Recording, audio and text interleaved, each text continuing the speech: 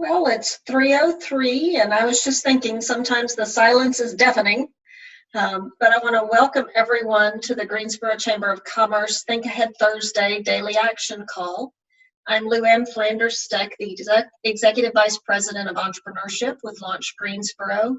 Launch Greensboro is the entrepreneurship arm of the Chamber. So a few things to remember today. Sean is going to use a presentation. So hopefully most of you have joined via Zoom and not on the phone, but we can share some of that information and you can watch it later because this is being recorded and will be posted on the Chamber's website under their COVID page. So remember, if you've got a question, please use the chat function. This is going to be a pretty specific topic, so there may be some pretty interesting questions, and I know Sean is ready to take them. So as we continue to cover things we should be thinking about as we return to in-person work and group activities, we're going to discuss human resources issues related to OSHA with Sean Straub, founder of Alt HR Partners. And we're going to have some additional opportunities to connect with Sean on these issues that I'll talk about when we're done with this afternoon's call. So Alt HR is an HR consulting firm that helps small to medium-sized businesses with their HR needs, from fractional HR to risk mitigation. Sean's been providing employee relations expertise for nearly 20 years in multinational healthcare, retail, and nonprofit organizations. In her role as the head of human resources at multiple corporations, she's created strategic solutions for employee development and provided tactical expertise in employment law. Sean holds a bachelor's degree and master's degree in psychology and holds the two highest HR certifications from the National Human Resources Certification Institute and the Society for Human Resources Management. So Sean's going to cover a lot of material today, like I mentioned, especially around some of the OSHA changes that we all need to know, even though many of us work in offices. So take out your pencils and let's get started. So welcome, Sean. I'm going to let you take it. And we'll have a few conversations along the way, and I'll keep up with the questions and let you know how we need to move forward along the path. So thank you. Awesome. Thank you so much, Luann. Thank you for the opportunity to talk to this group. So when Luann asked me to speak about OSHA, I thought that it was one of the most interesting topics in this COVID-19 era, in that most of us, when we think of the term OSHA, we think of high-risk environments. We think of warehouses, we think of processing plants, but the reality is that with COVID-19, OSHA affects every single employer in the US. And recently, they have come out with a lot of information that's making it really clear that they want to make sure you know that they affect every single employer in the US.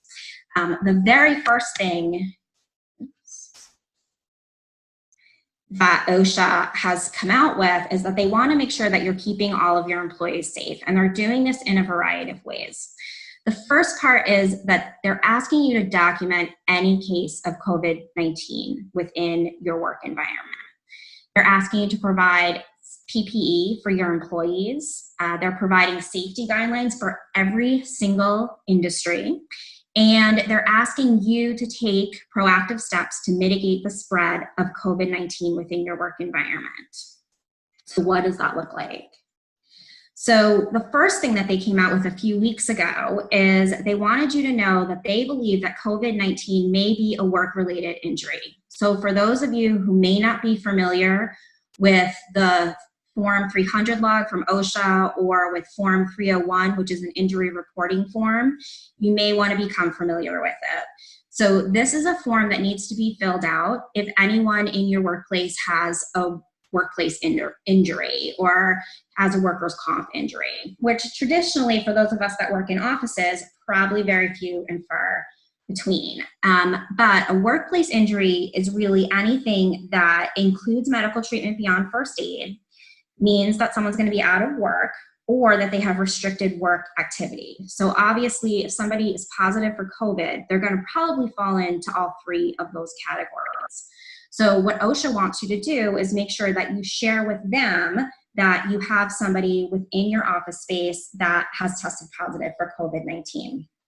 Now, they were also really clear within their within the documentation that sometimes it's not really clear if they got that injury at work, especially with increased community transmission. If you're not providing patient care, or you're not in an environment where there are multiple COVID-19 cases, or you're being exposed to it on a regular basis, you don't know if that person actually got COVID-19 at work. They may have gotten it at home, they may have gotten it in the community. So if you only have one employee that tests positive for COVID-19, you may, at your discretion, want to fill out a workplace injury form, which is OSHA Form 301. If you have 2 employees that test positive, you absolutely want to fill out that form. And if you are in a high risk to exposure industry and you have an employee that tests positive, you absolutely want to complete that form. Additionally, with OSHA, there's a secondary rule that if anyone is ever hospitalized or, God forbid, passes away because of a workplace injury or illness, which in this case would be COVID-19, you actually only have 24 hours and you must immediately report that injury online. And in North Carolina, you just go right to the OSHA website and you report that injury online. So it's incredibly important that all of us start to become familiar with this Form 301 and log 300, so that way we can keep track of this as we move forward. Now, one of the caveats to all this is that OSHA has said time and again that they're not going to come through and they're not going to penalize people for not doing it, and they just want people to make a good faith effort. And what they're really looking for is help in reducing the spread of COVID-19. However, traditionally, as we've seen over the last 2 months, the government has changed its mind on several items. For those of you that I'm sure most of you are following along closely with the PPP, at the very beginning it was, we want you to make a good faith effort, and then just recently they came out and said there's going to be extreme audits and they're going to impose fines. So with this, I think better safe than sorry, especially for such a low maintenance item like filling out Form 301 is important. Sean, can I interrupt real quick? Absolutely. So in the office setting, what PPE requirements, there's too many acronyms, PPE requirements are there? Because when I think PPE, I think about the hospital worker or the first line worker in a setting that's high risk. So what does that mean for those of us in the office? Yeah, well, that is a good question. And there's a couple parts to the answer. So first of all, and I'll show you this link sort of at the end of the presentation, is that with OSHA, they have developed these site-specific guidelines. So you can go on and you can see, within your industry exactly what is needed. They basically divided everything into 3 different categories: high risk, medium risk, and low risk. And so for high risk jobs and medium risk jobs, which are basically jobs where you need to constantly deal with the public or you're being exposed to COVID-19 on a regular basis. So high risk would definitely be nursing home facilities, hospitals. Office, as long as there isn't constant exposure to people, would be a low risk, and therefore it's just suggested that you provide non-surgical masks, gloves, and sanitation items for your employees, as opposed to medium risk and high risk where it's required. So if you work in an office building, but there's often a lot of clients that are coming in or customers that are coming in, you may fall in that medium risk where those items are actually required that you're providing it. And for high risk, you are thinking more about those types of things, like you would think about in the hospital to make sure that your employees are safe. So also the second question from Deborah is, are employers required to provide that, or can the employees bring their own? What is that rule about, even in the low risk? Yeah, so for low risk, it's not actually currently required, just for, sorry, whoa, my computer's going crazy right now. Oh my goodness. Just for medium risk, is it required? Okay. Sorry. So for low risk, it's not currently required. It's only required for medium and high risk. However, there are certain states or certain areas within certain states, like in Florida and in California, where they are actually requiring it of every single employer. So it's something that you definitely want to be on the lookout for, that it's possible that you may be required regardless of what type of industry you work in and regardless of what's happening. And for those, for Southern California and for Southern Florida, what they're doing is they're saying that you have to either provide this to your employees or you need to reimburse your employees if they're going to purchase it themselves. Great, thank you. And Holly actually answered my next question, which was, where do you find Form 301? And she posted in the chat function. Thank you, Holly. Okay. Okay, let's see if I can do this without breaking my screen again. So the other things that they're putting out there, and like I mentioned, there is specific things for each work environment, but in general, what they want to make sure is that you're keeping your employees safe at work. And so one of the ways that they're encouraging people to do that is to make sure that you're not having sick people come in and work within your environment. So traditionally, before the time of COVID-19, the Americans with Disabilities Act would certainly have precluded you from asking any kind of medical questions or taking any medical information from your employees. However, all relevant branches of the government are now in agreement that the greater good is outweighing any type of past guidance that we may have gotten on this. And they're letting you know that it is now absolutely okay for you to ask a series of questions about your employees' health as long as it's directly related to COVID-19. So things that we know are true. Have you had a fever? Have you had a cough? Or have you been in contact with someone who has?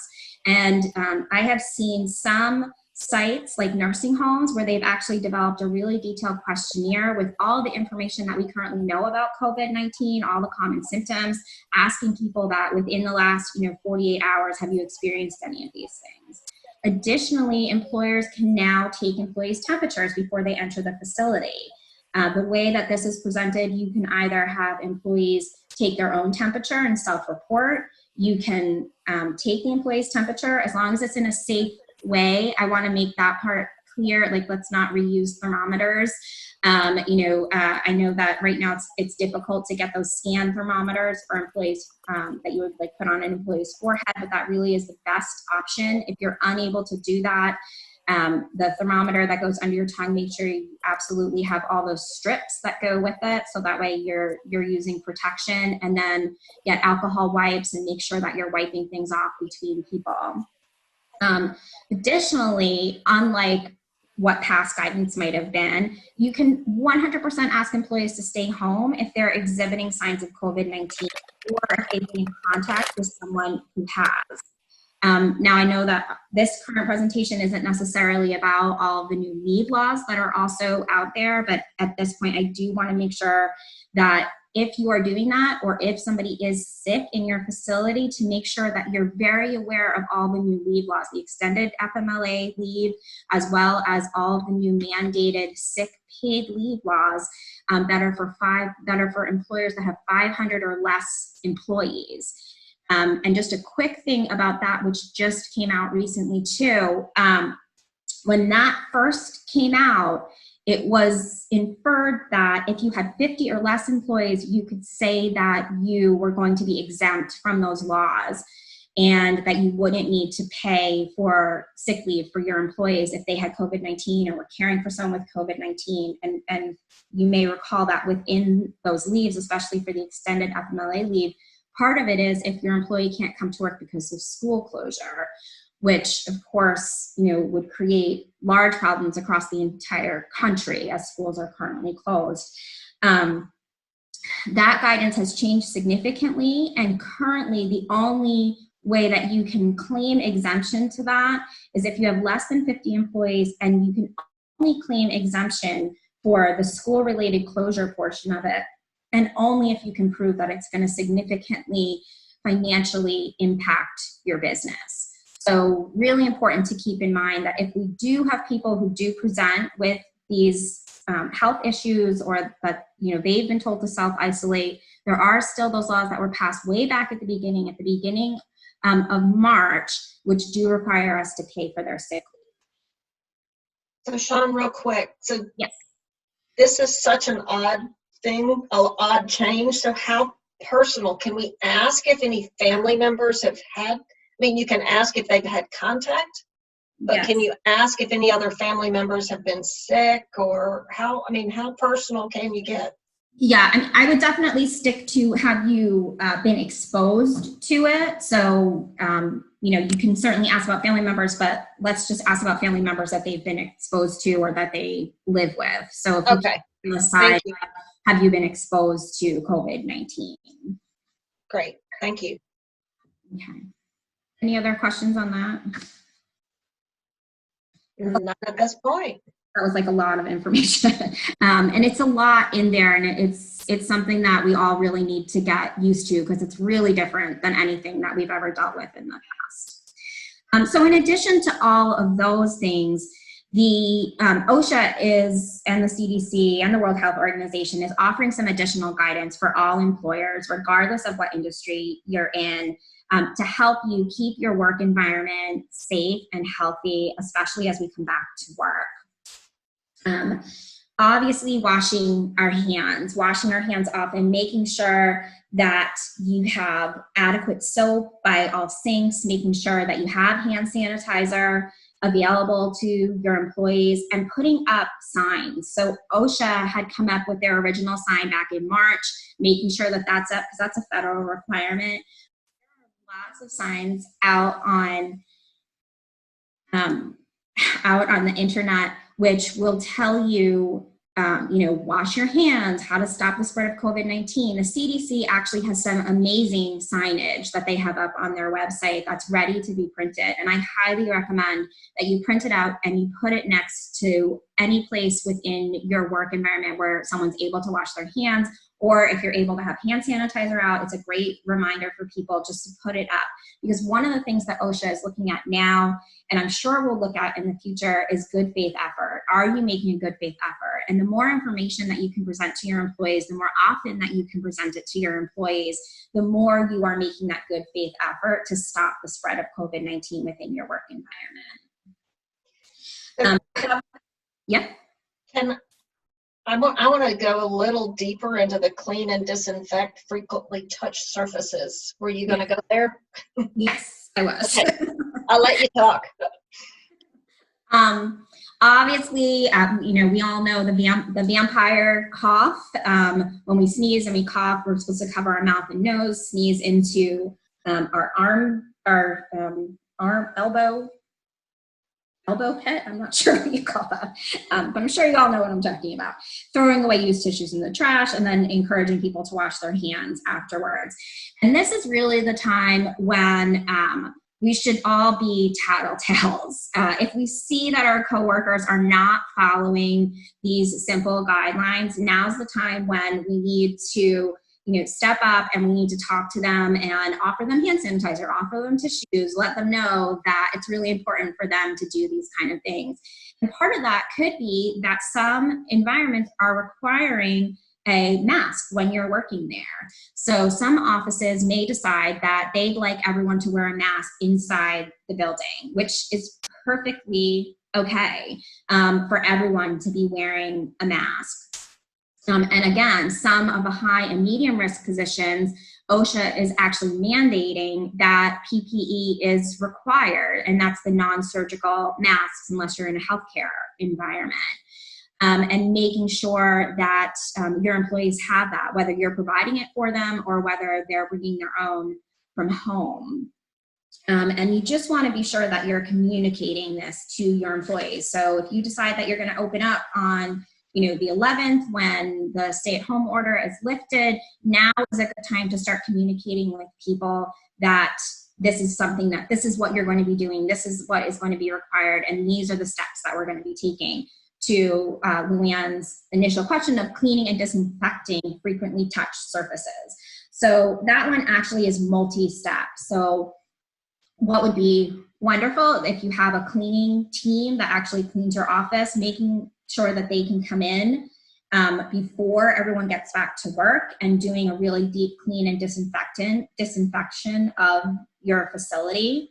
If you're able to have them come back on a nightly basis to be able to do that cleaning and disinfecting, putting out Clorox wipes in all areas of your office, and then even putting someone, almost making like an old-time chore wheel, where someone is responsible for cleaning and disinfecting frequently touched surfaces, every few hours. And that includes everything from door handles to light switches, plugs, the kitchen area. All of those kind of things are really important that they're regularly cleaned and disinfected. And it's important for you to tell your employees why you're doing it and be really transparent about it.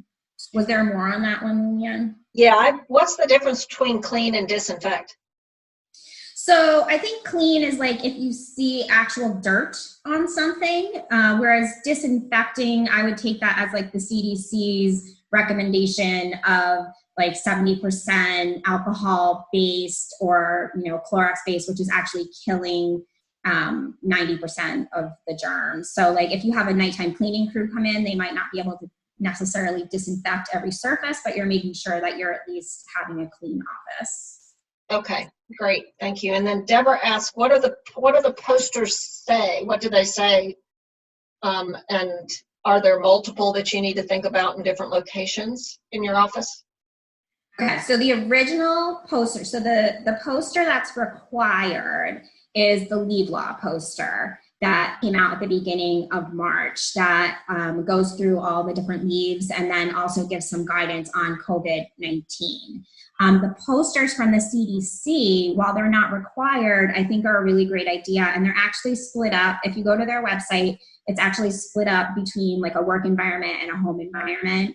And the work environment ones, there's a lot of different ones that you can choose from, and they can like match your culture. They have really serious ones, they have kind of funny ones, cartoony ones, and they are just basically reminding people that all of our jobs is to help prevent the spread of COVID-19, and these are the different ways that you can do it. And they have things just like this on there, like washing your hands and making sure that you're doing it for 20 seconds, singing happy birthday twice, making sure that we're covering our mouth and nose, cleaning, disinfecting, utilizing hand sanitizer, all those kind of things. And you can really, you can pick and choose what it is that you would like.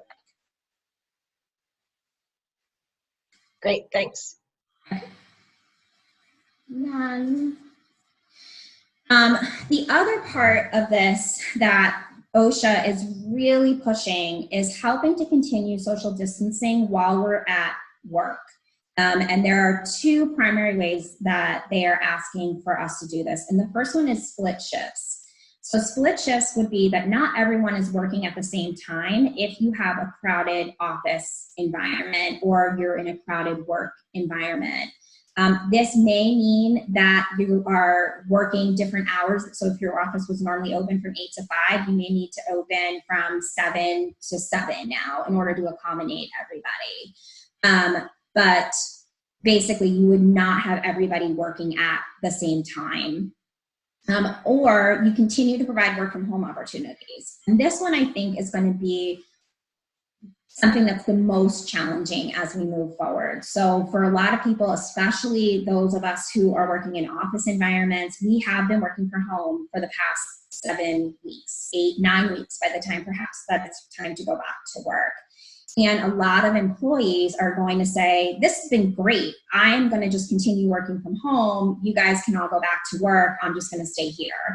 And now as business owners or managers, we need to make some really difficult decisions of, are we going to allow that? And what is that going to look like as we move forward? So some people, perhaps prior to all of this happening, you had a remote work policy and you can just continue to enforce that.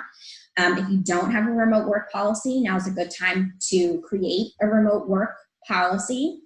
Or you may want to do a wait and see, which is, okay, well, for those people who maybe they don't want to come back to work, or they're scared to come back to work, or they themselves are medically fragile and they need to continue working from home, we'll let that happen for a period of 30 days. And at the conclusion of 30 days, we're going to revisit it. And you make it really clear to people that this is a temporary situation. This is not permanent.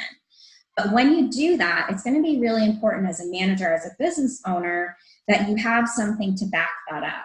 So there needs to be a reason why you're asking people to come into work, so that way they're buying into it. So if things were going really great and everybody was working from home, it's really difficult for you then to turn around and say, no, I need you here, you have to be here, if you can't come up with any solid reason why you actually need them there.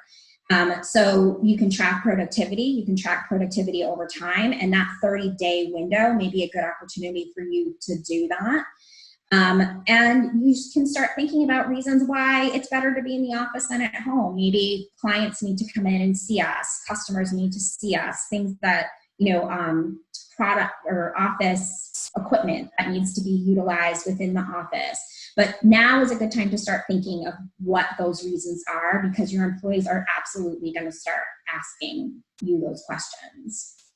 The other one is closing common areas. So I've seen this one multiple times on OSHA, CDC, the World Health Organization, is not allowing people to gather in the break room, or even going so far as to close off the break room. So, if you are going to keep the break room open, it's only open for people to go in to get like water, coffee, get things in and out of the refrigerator, one person at a time.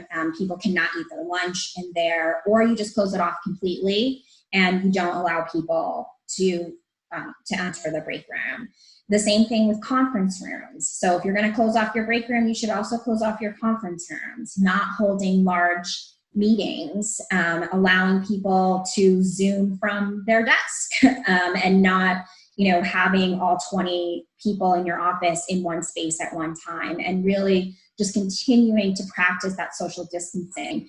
And at the same time, if you work in a location where you're not separated, so there aren't offices, there aren't cubes, things like that, you may want to consider putting empty space between people. So, like every other space, or staggering people, which can help with the split shift portion as well. So Sean, Yes. how is there any guidance on like big pots of coffee or anything like that? I mean, because I think about all of the hand use it requires to pour a cup of coffee out of a pot, or even use the spigot on a big coffee pot. So what is that kind of thought process, and microwave use for that matter? Yeah, so while I haven't seen anything specifically on that, I think that some things that you'll want to consider is, if you are allowing people into the break room, you are allowing for coffee of any sort, that you also want to put a hand sanitizer right next to it, and you want to have a sign up that's like, please sanitize your hands before and after you touch it. And then on that schedule where we're talking about people using disinfectant, make sure that that's part of what it is that they're going to disinfect. I personally believe closing the break room and asking people just to bring their own things from home for the time being is really the safer way to do it. I know that in some of the hospitals, there's for everyone who's participating in that amazing thing, the 100 meals in 30 days, where we're providing 100 meals for the people at Home Health. Everything is single serve for that individual. There's no sharing of food. There's no big trays of food. No one's bringing in donuts and people are sharing. Everything is just single serve for that individual. And I think that for the time being, that is really the smartest way to go about it, because I think it's going to help stop the spread. Okay, great. Thank you. Mm-hmm. Okay, this is what I was talking about with the finding your industry online. So there, as I mentioned, OSHA is creating industry-specific guidance for every single industry. The new ones they'll put up under the alerts, you'll notice they just did them all in Spanish, so that's what came up this morning.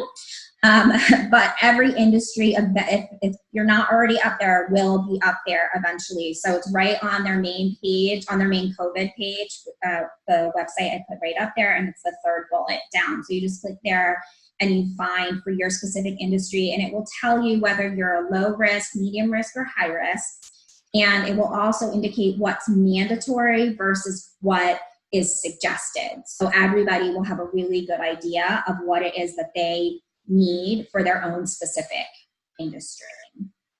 Some other things that you want to think about, helping your employees remember, and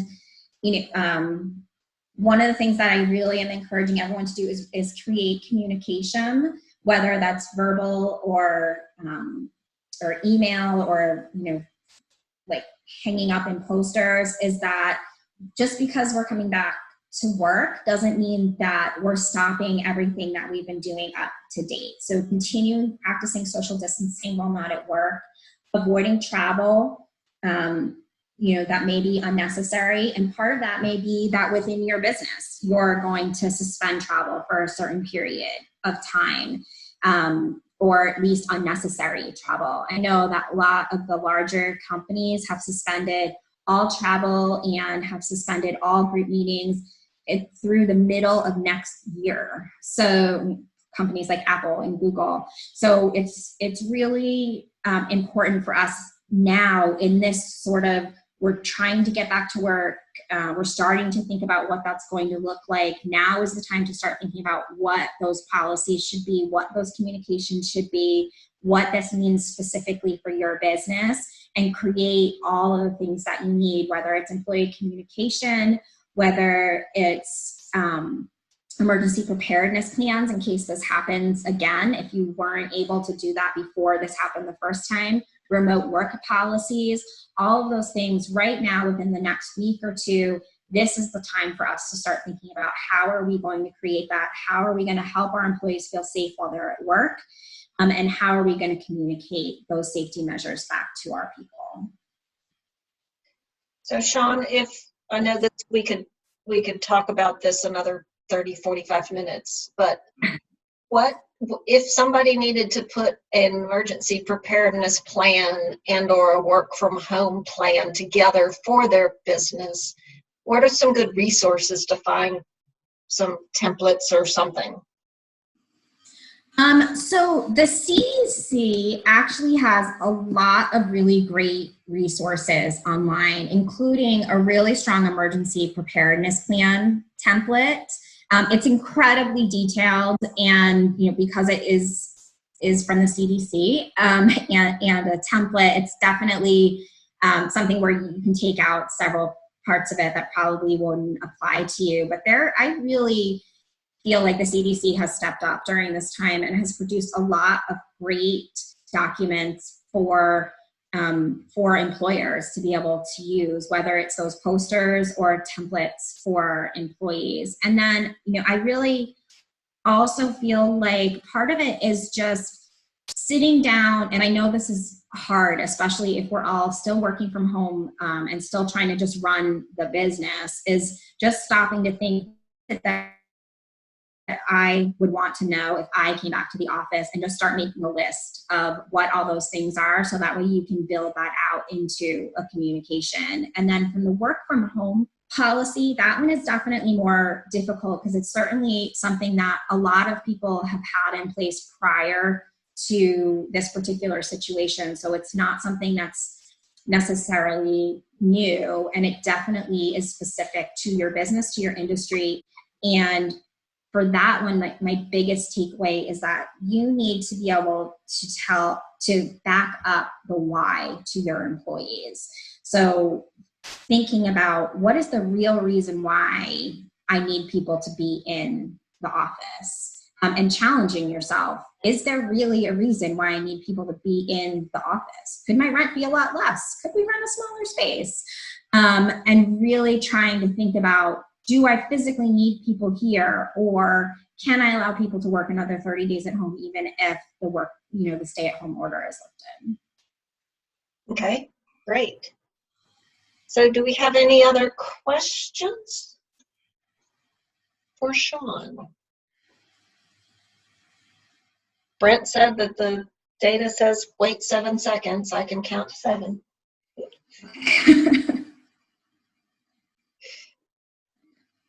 So there's so much to think about that those of us that work in an office environment have never had to think about. And I don't think we ever dreamed we'd have to think about some of these. Yeah, I really think like that's the biggest takeaway.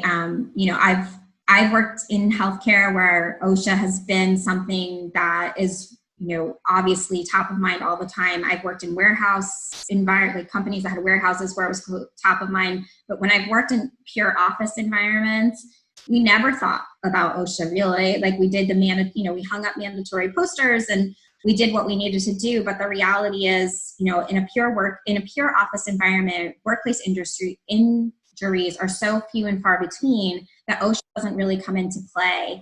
And it's really a game changer at this point that every single employer needs to start thinking about what this means for them. They need to start becoming familiar with all of the Form 300 log and the 301 incident report, and really starting to think about, how can I protect the people that are working here from this unseen germ and illness with the resources that I have available to me. Right.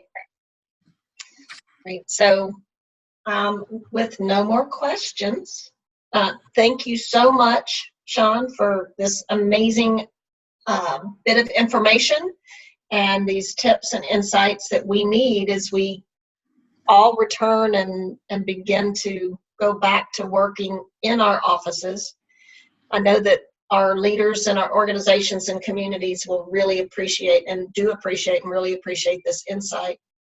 But as I mentioned earlier, there's so much more to cover in this topic and around this space. So Sean has agreed to provide us 2 additional sessions for the community.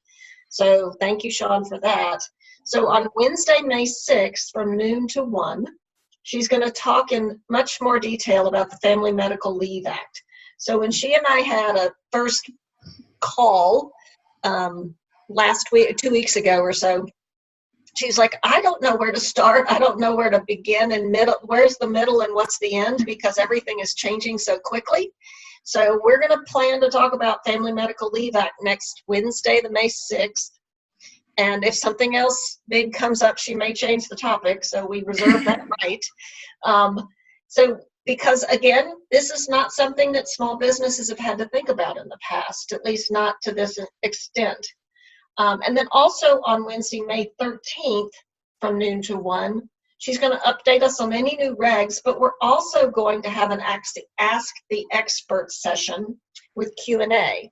So if you are interested in joining those 2 sessions, we have them both listed on Eventbrite, and it will be also listed on the Chamber website and the calendar, where you can find those links. Again, it'll be Zoom calls, so feel free to join us then. And again, we will record those and make those available on the website. So I've got a few quick reminders and updates.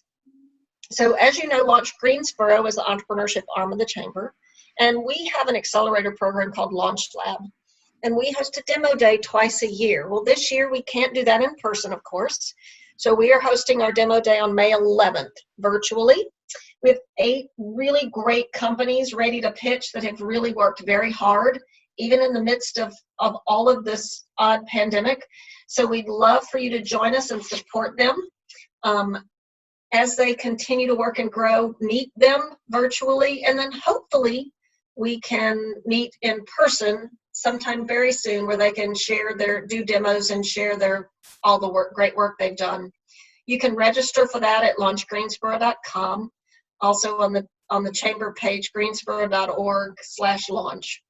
And then tomorrow, Congressman Budd is going to join us for our Friday forum with Brent Christensen, our CEO, as the host. So join us again at 3 tomorrow as we close out another week of our daily action calls. And thank you so much for being here. Thank you again, Sean. And I hope to see you tomorrow. Thanks so much, everybody. Have a good afternoon. Bye-bye.